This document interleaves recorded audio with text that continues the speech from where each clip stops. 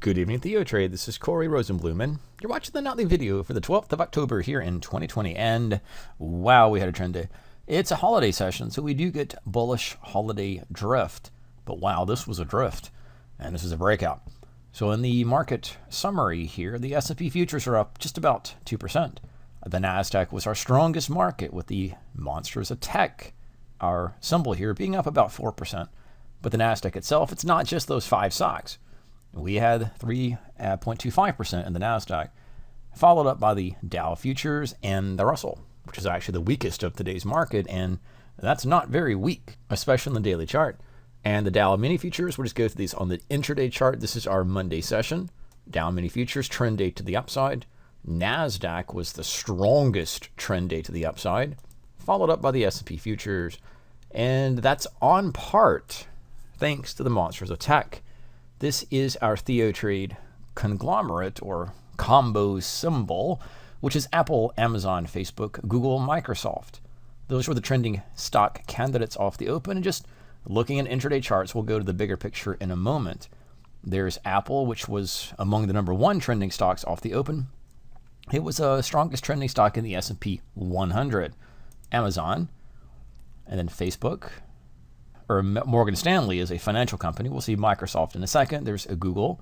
There's Nvidia. Goldman Sachs is another financial, so those names were strong too. There's Microsoft. And just seeing how this trend really took hold. So let's pull to the volume, actually the daily chart.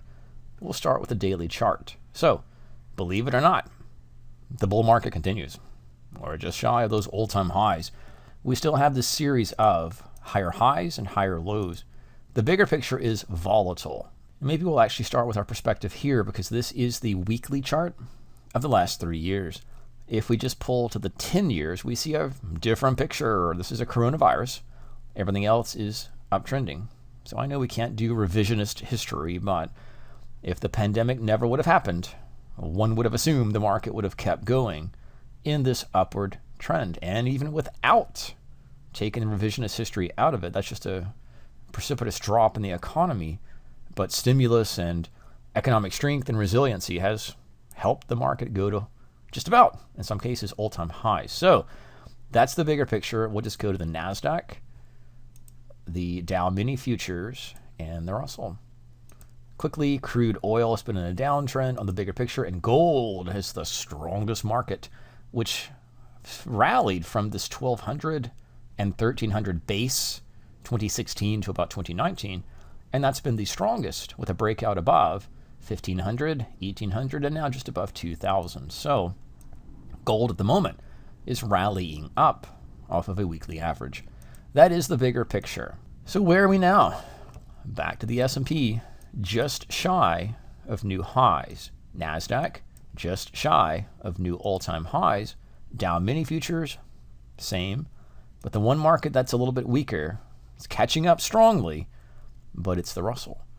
So quick look at our sectors. Financial is weak. That's in part because of the recession and everything else under the pandemic, which is recovering. And we have technology, which is strong. That's your XLK. Y. Now, Amazon is in XLY. Make a quick note about this. The retail or the consumer discretionary, to be professional, but it's just think of retail names, broad sector, which includes, again, Amazon and some consumer companies and leisure activities, hotels, travel, and the like. That's actually made new all-time highs. So XLY discretionary is just up there, breaking out in today's session. On the other hand, we'll just take a look at industrials. Look at our 9 sectors for a quick review. Here's materials, just shy of that all-time high. Energy is weak. Crude oil, remember, it was on a downtrend. Staples, which is our defensive name. Just think retail, right? Colgate, Palmolive, Campbell's Food, drink, beverages, food, cleaning supplies, Clorox, all that. That falls under consumer staples. It's still retail, but it's consumer staples, things you would buy in a recession. And then we have next is healthcare, which is just a little few pennies away from that all-time high there in healthcare. And the sector that operates like the bond market, at least in the stock world, is utilities.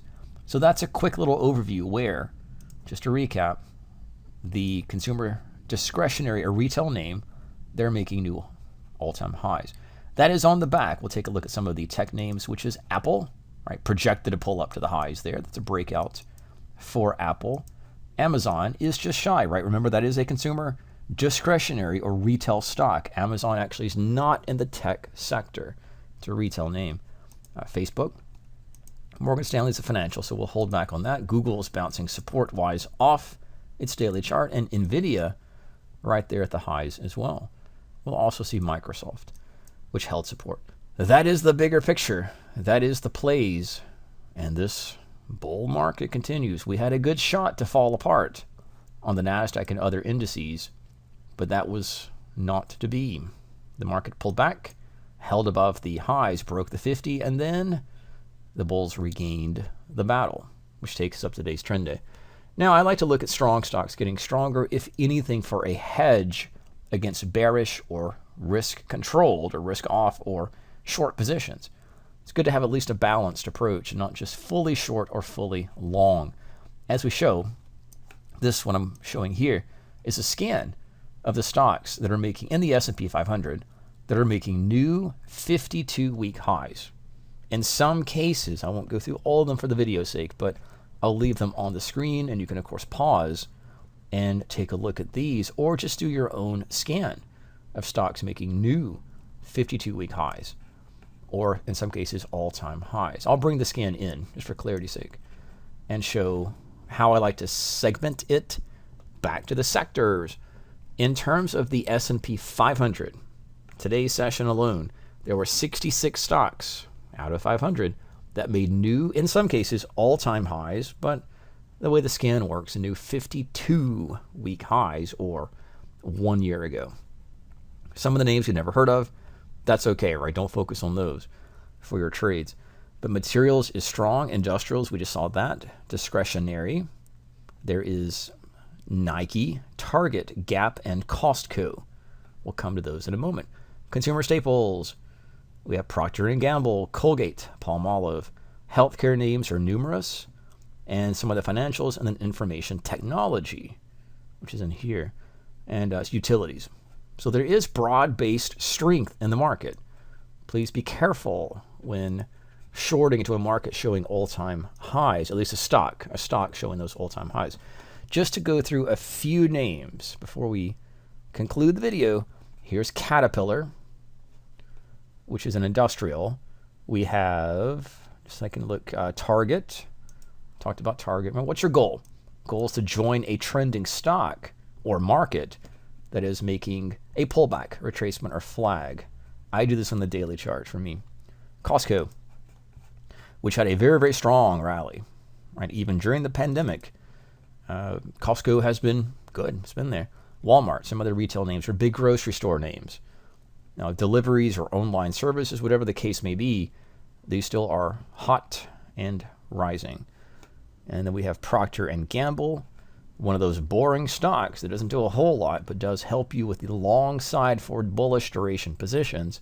Colgate Palmolive, little toothpaste and bathroom supply thing, and other stocks in play. We'll take a look at Twitter because it's in the list as well. So take a moment if you're interested in stocks getting stronger and pullbacks in long positions under relative strength. These are the stocks making new 52-week highs in an ongoing rally. And that's where we are in the market here. Please be careful. Please be safe as always. And let's watch how the market interacts in 23600 and understand fully that we can keep going higher as markets come into prior levels with a breakout that triggers additional buy orders or at least hedges to the downside. As always, be careful and safe. This is Corey Rosenblum with tonight's Theo video for October 12th, 2020.